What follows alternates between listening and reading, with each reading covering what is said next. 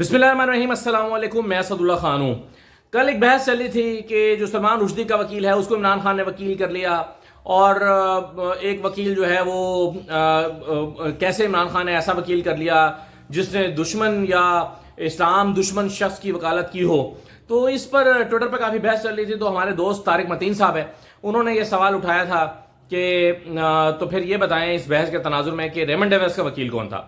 अब जो Raymond Davis का वकील था जाहिद बुखारी साहब, वो उज़्मा बुखारी साहबा के वालिद थे। तो उस पर उज़्मा बुखारी साहबा ने एक बहुत शर्मनाक इल्ज़ाम तारिक मतीन के ऊपर जवाब में लगाया है। उन्होंने कहा है कि वकील होना बुरी बात है या फिर अपने भाई को जायदाद के लिए कत्ल कराना बुरी बात है। ये इतनी तकलीफ दे बात है, इतनी तकलीफ दे और शर्मनाक बात है जो उज़्मा बुखारी साहबा ने की है, क्योंकि मैं जाती तौर पे जानता हूँ तारिक मतीन के साथ बड़ा अच्छा ताल्लुक है। और जब मैंने पुरसे के लिए फ़ोन किया वो रो रहे थे। कई मरतबा मेरी उनसे बात हुई पूछने के लिए कि क्या पेशरफ्त है। वो कहते हैं कि असद भाई हमारी पूरी फैमिली डिस्टर्ब हो गई है, हमारी पूरी फैमिली डिस्टर्ब है, और उसके बच्चों की कफालत का मामला भी अब जो है वो ज़ाहिर तारिक मतीन और बाकी फैमिली मेम्बर्स के ऊपर है, और पूरा घर का यूनिट डिस्टर्ब हो गया है। और कई मरतबा उन्होंने अपना गम जो है वो मुझसे ज़ाती तौर पर शेयर किया है कि वो किस तकलीफ से गुजर रहे हैं। और उन्होंने कहा था उस वक्त कि अगर इसे कातलों को ना पकड़ा गया तो मैं होशो हवास के साथ ये कह रहा हूँ कि मैं बच्चों को लेकर वज़ीर आज़म हाउस के सामने और गवर्नर हाउस के सामने बैठ जाऊंगा। ये तारिक मतीन ने उस वक्त भी कहा था। और फिर जिस तरह से उसका केस चलता रहा, हमारे यहाँ जिस तरह से रवायती तौर पर चलता है, तो उस पर भी तकलीफ का शिकार थे। उज़्मा बुखारी ने बगैर किसी तहकीक, बगैर किसी तस्दीक के इल्ज़ाम लगा दिया कि जायदाद के लिए तारिक मतीन ने अपने भाई का कत्ल करवा दिया। मेरा ख्याल है कि ये बहुत ही इनह्यूमन बिहेवियर है। ये इससे पूरी जो उनका पूरा खानदान है वो तकलीफ में आ गया होगा तारिक मतीन की। अभी मेरी उनसे बात नहीं हो सकी, लेकिन मैं ट्वीट देखकर इतना ज़्यादा परेशान हुआ कि कैसे इंसान इतना बेहिस हो सकता है कि किसी दूसरे शख्स पर बगैर तहकीक के इल्ज़ाम आयद कर दे। अगर ये बात होती तो क्या पुलिस अब तक सो रही थी? पुलिस ना बताती कि ये डकैती वारदात नहीं है और ये डकैती मुज़ाहमत पर कत्ल नहीं हुआ। इसके यानी शाहिदीन मौजूद हैं, दिन दहाड़े ये वाक़या पेश आया था, इसके गवाहान मौजूद हैं, और इसका इल्ज़ाम जो है वो अपने भाई पर लगा रहे हैं महज इसलिए कि वो अपने वालिद को डिफेंड नहीं कर सकी कि वो रेमंड डेविस के वकील थे। अगरचे मैं इस बात को मैं ज़ाती तौर पर समझता हूँ कि चले वकील है, उसका काम है, अगर वो कन्विंस्ड है कि एक शख्स ठीक है उसके लिए वो कर रहा है तो वकील का काम है। रेमंड डेविस की वकालत उन्होंने की थी। और अगर जो है वो कोई, हम अक्सर देखते हैं कि एक मुकदमे में एक बंदा, ख्वाजा हारिस साहब को मसलन आप देख लें, ख्वाजा हारिस साहब इमरान खान के भी वकील है, नवाज शरीफ के भी वकील थे। अब आप कहेंगे जी इमरान खान का भी वही वकील है, नवाज शरीफ का वकील है। वकील अपने केस को देखता है, मैरिट्स को देखता है और उस पर जाकर डिबेट करता है। तो इस पर इतना डिफेंसिव हो गई उज़्मा बुखारी के, उन्होंने तारिक मतीन पर इल्ज़ाम लगा दिया। मेरा ख्याल है, मैं कहूँगा कि उज़्मा बुखारी साहब आप समझदार खातून है, मैं कहूँगा कि आप इस पर फ़ौरन माफ़ी मांग लें, ट्वीट डिलीट कर दें, माज़रत कर लें और कहें कि जो दिल आज़ारी हुई है उस पर मैं माज़रत खाऊँ, ताकि ये बात ख़त्म हो। वरना इस तरह के गैर इंसानी जुमले जो हैं वो हमेशा इस खानदान को तकलीफ देते रहेंगे। दूसरी बात यह है, अब तक निगरान वज़ीर आज़म अनवारुल्लाह काकड़ साहब का पूरा जोर इस बात पर है और ये बताने पर अपनी पूरी तवानाइयाँ सर्व कर रहे हैं कि 9 मई को पाकिस्तान में बड़ा जुल्म हुआ था। 9 मई को एक साजिश हुई थी। 9 मई को तहरीक इंसाफ ने मुल्क पर हमला किया था, मुल्क की साख खराब की थी। ये बातें तो हमें पहले से पता हैं और हम जानते हैं कि तहरीक इंसाफ ने जो कुछ किया वो बड़ी ज़्यादती थी, पाकिस्तान के इदारों पर हमला था। ये तो हम जानते हैं, ऑलरेडी हमें पता है। हमें शहबाज शरीफ साहब ने भी बताया है, हमें ये बात मोहसिन नकवी साहब ने भी बताई है, हमें इदारों ने भी बताई है, सब बता चुके हैं। और ये भी बता चुके हैं कि कानून के मुताबिक उस पर अमल दरामद होगा, कानून के मुताबिक उन लोगों से निपटा जाएगा और निपटा जा भी रहा है। उन तमाम लोगों को उठाकर जेलों में भी डाला गया है। यास्मीन राशिद, मियाँ महमूद रशीद, उमर सरफराज चीमा, आलिया हमजा, एजाज चौधरी, न जाने किन किन को उठाकर जेल में डाल दिया गया है और बहुत सारे लोगों को रूपोशी इख्तियार करना पड़ी है।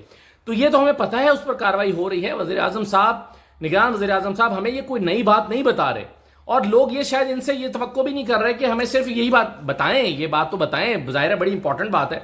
9 मई को जो कुछ हुआ पाकिस्तान में वो नहीं होना चाहिए था, तो वज़ीर आज़म साहब ये तो हमें बता रहे हैं, लेकिन साथ में वो बताएं ना जो उन्होंने बताने का वादा किया है और जिनका जो उनका मैंडेट है, जिसकी वजह से उनको लाया गया है, वो नहीं बता रहे। यानी सारी बातें कर रहे हैं, वो बात नहीं कर रहे जो उनको करनी चाहिए या जिसके लिए बुनियादी तौर पर वज़ीर आज़म बने हैं।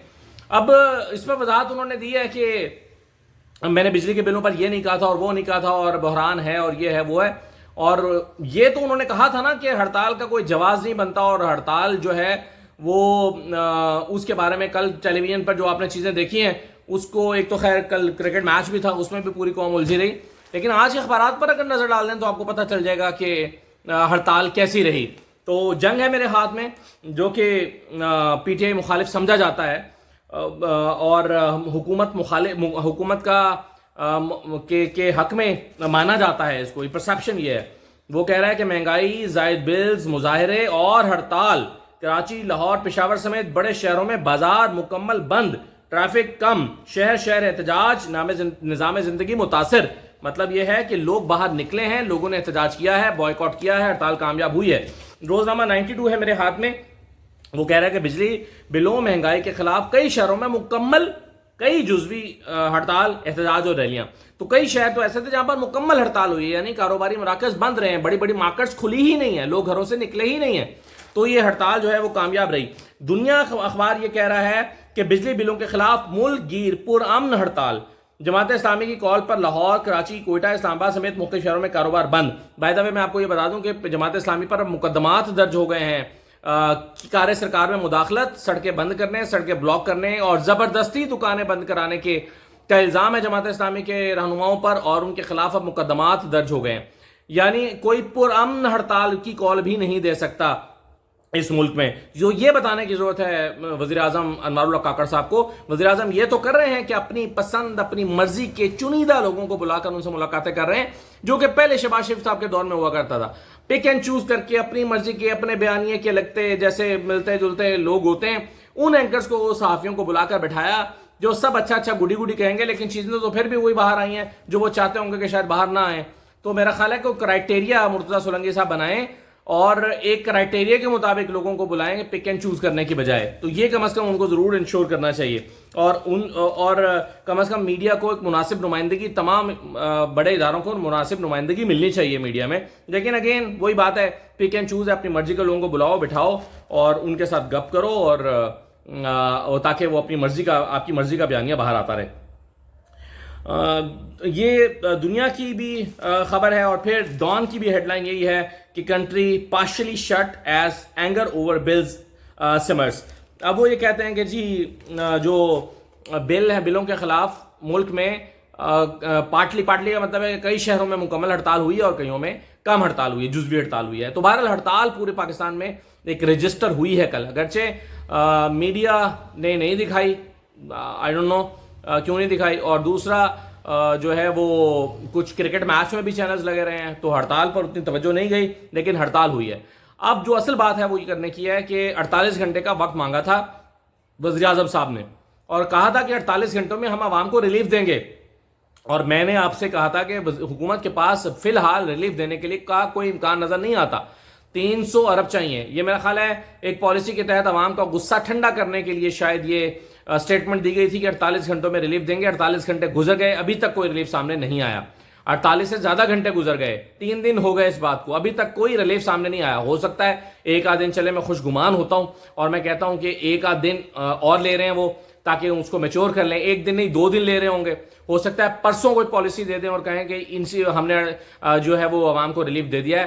لیکن عوام کو ریلیف نہیں دیں گے تو چیزیں کنٹرول میں حکومت کے نہیں آئیں گی. اور یہ جو سٹیٹمنٹس دے رہے ہیں نگران وزیر اعظم انوار اللہ کاکڑ صاحب، ان سٹیٹمنٹس سے حالات ٹھیک نہیں ہوں گے. یعنی صرف یہ کہہ دینا کہ 9 مئی کے واقعات کی مذمت کر رہے ہیں وہ، اور وہ سارے کر رہے ہیں، پورے پاکستان کر رہا ہے 9 مئی کے واقعات کی مذمت، ہم بھی کر رہے ہیں. تو صرف یہ کہہ دینا اور باقی کاموں کی طرف توجہ، کیونکہ لوگوں کی توقعات آپ سے جو ہیں وہ اپنے ریلیف کے لیے ہیں. لوگوں کو شاید اب جو لوگ بجلی کا بل نہیں دے سکتے، جس کو 20-25 ہزار روپے بل آ گیا، 18,000 روپے تنخواہ والے کو 25,000 روپے بل آ گیا ہے، یا 18,000 روپے کی ماہانہ کمانے والے کو 30,000 روپے کا بل آ گیا ہے، اس کو یہ 9 مئی کے واقعات سے شاید اتنی غرض نہ ہو جتنی اس کو اپنے بل سے غرض ہے، اور جتنی اس کو مہنگائی سے غرض ہے، کیونکہ وہ مر رہا ہے، اس کے بچے بھوکے بلبلا رہے ہیں. چینی 200 روپے کلو ہو گئی ہے، آٹا جو ہے وہ غریب کی پہنچ سے باہر ہو چکا ہے. اس نے آخر چینی، آٹا، گھی یہ کھانا ہی کھانا ہے. کیسے پکائے گا کھانا؟ وہ پانی میں پکائے گا، کیا کرے گا؟ اور آٹے کو کیا کرے گا؟ آٹے کی بجائے کیا کھلائے اپنے بچوں کو؟ تو یہ جنون مسائل ہیں، اور ان مسائل کی وجہ سے جو ہے وہ لوگ بہت پریشان ہیں. اس پر توجہ دینے کی ضرورت ہے. 2 خبریں میں آپ کے ساتھ اور شیئر کرتا ہوں.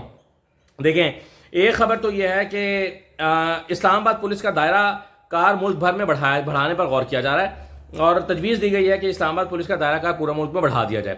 بالکل اسی طرح سے جیسے FIA کے دفاتر پورے ملک میں موجود ہیں، بالکل اسی طرح سے اسلام آباد پولیس کے بھی دفاتر لاہور میں، لاہور میں، کراچی میں، ملتان میں، فیصل آباد میں، پاکستان بھر کے تمام شہروں میں اسلام آباد پولیس کے دفاتر قائم کر دیے جائیں، اور اسلام آباد پولیس کو اختیار دے دیا جائے کہ وہ باقی شہروں میں بھی کام کر سکتی ہے، اس کا دائرہ اختیار بڑھا دیا جائے، اور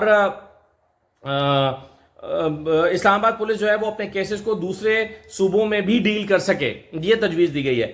اور اس کا مقصد کیا ہے، کیوں کیا گیا ہے؟ آپ نے دیکھا کہ پرسوں پرویز الہی کو پکڑنا تھا تو اس میں بحث شروع ہو گئی کہ پرویز الہی کو اسلام آباد پولیس آ کر یہاں سے اس پنجاب کی ٹیریٹری سے گرفتار نہیں کر سکتی تھی، کیونکہ پنجاب ہائی کورٹ کا ایک آرڈر تھا۔ اب یہ اختیار اس کو دینے کی کوشش کی جا رہی ہے، یا اس پر حکمت عملی بنائی جا رہی ہے کہ اختیار حاصل ہو، قانونی اختیار حاصل ہو جائے، اور پولیس جو ہے وہ پورے ملک میں جا کر کہیں سے بھی اٹھا سکے۔ تو لاہور ہائی کورٹ کہے کہ جی ان کو گرفتار نہ کیا جائے تو ان کا آرڈر اسلام آباد ہائی کورٹ پہ تو چلے گا نہیں، لیکن اسلام آباد ہائی کورٹ جو ہے اس کو اختیار دے دیا جائے کہ کہیں سے بھی وہ جا کے گرفتاری عمل میں لا سکتی ہے۔ آپ جانتے ہیں کہ اس سے پہلے جو ہے وہ یہ تجویز بھی دی گئی تھی اسلام آباد سے کہ اسلام آباد پولیس جو ہے وہ اسلام آباد ایئرپورٹ اور ایئرپورٹ سے ملکہ علاقے، موٹر وے، ٹول پلازا، ان تمام جگہوں کو جو کہ اسلام آباد کی حدود میں نہیں آتے، پنڈی کی حدود میں آتے ہیں، ان کو اسلام آباد کی حدود میں شامل کر دے، اس کو اسلام آباد ڈکلیئر کر دے۔ یہ کیونکہ اگر کوئی ایئرپورٹ پہ آ رہا ہے، کوئی ہائی پروفائل پرسنالٹی آ رہی ہے، وہاں پر لوگ احتجاج کے لیے اکٹھے ہوئے ہیں، تو ابھی اسلام آباد کے دائرہ اختیار میں وہ نہیں آتا، تو اس کو اسلام آباد کے دائرہ اختیار میں دے دیا جائے۔ تو یہ تجویز اس سے پہلے دی گئی تھی، اگرچہ ابھی تک اس پر کوئی عمل درآمد پوری طرح سے عمل درآمد نہیں ہو سکا یا کوئی فیصلہ نہیں ہو سکا، لیکن اس کے باوجود جو ہے وہ یہ تجویز برقرار ہے، اور ساتھ میں اسلام آباد پولیس کا دائرہ اختیار بڑھانے کی تجویز دے دی گئی ہے، اور اس پر سنجیدگی کے ساتھ غور شروع ہو گیا ہے۔ دوسرا یہ ہے کہ دیکھیے، میں نے آپ کو یہ تو بتا دیا کہ 48 گھنٹے گزر گئے اور ریلیف نہیں مل سکا، اگلے 10 دن کچھ لحاظ سے بڑے امپورٹنٹ ہیں، اور کئی چیزوں کا تعین ہونا ہے۔ رات میں نے آپ کو بتایا تھا کہ عمر عطا بندیال صاحب جا رہے ہیں، اور عمر عطا بندیال کے پاس 6 فیصلے ان کی ٹیبل پہ ابھی بھی موجود ہیں، اہم ان کے عدالت میں لگے ہوئے ہیں، اور اس بینچ کے ان کے جو بینچز ہیں ان کے سامنے کئی معاملات ابھی بھی ہیں۔ تو کیا عمر عطا بندیال صاحب جو ہیں وہ کر کے جائیں گے نہیں، اس پر تو میں بحث کر چکا، لیکن کئی چیزوں کو آپ ملا کر دیکھیں تو وہ اور بھی امپورٹنٹ ہیں۔ مثلاً وکلاء موومنٹ شروع ہونے کی جا رہی ہے، اور وکلاء نے بہت سنجیدگی کے ساتھ اس کا الٹیمیٹم دیا ہے۔ 5 تاریخ کو جو ہے وہ پاکستان بار کونسل، اور پھر 7 ستمبر کو سپریم کورٹ بار ایسوسی ایشن کے جو ہیں وکلاء وہ کنونشن کر رہے ہیں۔ پاکستان بار کونسل 5 کو کر رہی ہے، اور پاکستان سپریم کورٹ بار ایسوسی ایشن جو ہے وہ 7 کو کر رہی ہے۔ یہ کنونشن کرنے جا رہے ہیں، اور اس بات پہ غور کرنے جا رہے ہیں کہ الیکشن 90 دن میں نہیں ہوتے تو کیا کرنا چاہیے۔ تو وکلاء نے ایک انڈیکیشن دے دی ہے، اندیا دے دیا ہے کہ وہ ایک تحریک چلانے جا رہے ہیں۔ اب اگر وکلاء تحریک چلتی ہے تو ایک ملک میں بڑی تحریک شروع ہو سکتی ہے، تو حالات پھر انوار الحق کاکڑ صاحب جو ابھی 9 مئی کے واقعات کی مذمت کرنے میں مصروف ہیں، وہ ان کو شاید ان کے لیے چیزوں کو سنبھالنا اتنا آسان نہ رہے۔ دوسرا یہ ہے کہ دیکھیں عدلیہ، ایک تو میں نے آپ کو بتایا وکلاء ریاکٹ کر سکتے ہیں، دوسرا عدلیہ بھی ریاکٹ کر سکتی ہے، کیونکہ عدلیہ بالکل دیوار سے لگ چکی ہے، اور ان کو احساس ہو رہا ہے کہ ان کی حیثیت ختم ہو گئی ہے، ان پر تنقید بڑھ رہی ہے، ان کا کوئی فیصلہ مانا نہیں جا رہا۔ صرف ایک بابر ستار صاحب کی آپ کو مثال ملتی ہے جنہوں نے اپنے فیصلے کو ڈنکے کی چوٹ پر امپلیمنٹ کرایا ہے، اس کے علاوہ کوئی اور جج اپنا فیصلہ امپلیمنٹ نہیں کرا سکا، بشمول اسلام آباد ہائی کورٹ کے چیف جسٹس عامر فاروق صاحب، بشمول سپریم کورٹ آف پاکستان کے چیف جسٹس عمر عطا بندیال صاحب، بشمول لاہور ہائی کورٹ کے چیف جسٹس امیر بھٹی صاحب، جنہوں نے کئی مرتبہ کہا عمران ریاض کو پیش کریں، فیصلے پر عمل درآمد نہیں ہو سکا، اور امجد رفیق صاحب جنہوں نے پرویز الہی کا فیصلہ دیا۔ اس کے علاوہ اسلام آباد ہائی کورٹ کے کئی ججز ہیں جو فیصلے دے چکے، کسی کا فیصلہ نہیں مانا گیا اور ان کے فیصلوں پر عمل درآمد نہیں ہوا۔ تو عدلیہ دیوار سے لگ چکی ہے، اور عدلیہ اس پر کوئی نہ کوئی ریاکٹ کر سکتی ہے، اور یہ ہمارے سامنے جو ہے وہ آ سکتا ہے۔ اور اس کے علاوہ اگلے 10 دن میں جو ہے وہ سٹاک ایکسچینج کو دیکھنا ہوگا کیا ہوتا ہے، بجلی کے بلوں پر ریلیف ملتا ہے نہیں ملتا، اگلے بل جو ہیں وہ اگلے تھوڑے دن میں اگلے بل بھی آ جائیں گے۔ تو اس ساری صورتحال میں جو اگلے 10-15 دن ہیں وہ اس حکومت کے لیے بڑے امپورٹنٹ ہیں۔ تو میں بہرحال یہی درخواست کروں گا حکومت سے کہ سنجیدہ معاملات پر توجہ دیں، آپ کی آنیاں جانیاں، آپ کے اچھے اچھے جملے، آپ کی اسٹائلش قسم کی تقریریں، اور جپیاں پپیاں اور مختلف جا کے تقریبات میں لوگوں کو گلے لگانا، اور تعریفی اسناد بانٹنا، اور مختلف تقریبات کر کے لوگوں کو جو ہے وہ ایک اچھی سی تقریر کرنا، اس سے عوام کا مسئلہ حل نہیں ہوگا۔ یہ آپٹکس کے لیے ٹھیک ہے، آپ کی پرسنالٹی ڈیولپمنٹ کے لیے ٹھیک ہے، یہ آپ کا پرسیپشن ٹھیک ہے کہ ہاں بطور وزیر اعظم آپ ایک بڑے اچھے وزیر اعظم تھے دکھنے کے لیے، لیکن لوگ آپ کو بہرحال آپ کی کارکردگی اور اپنے ریلیف سے یاد رکھیں گے، یہ آپ کے لیے بڑا امپورٹنٹ ہوگا۔ اجازت دیجیے، اللہ حافظ۔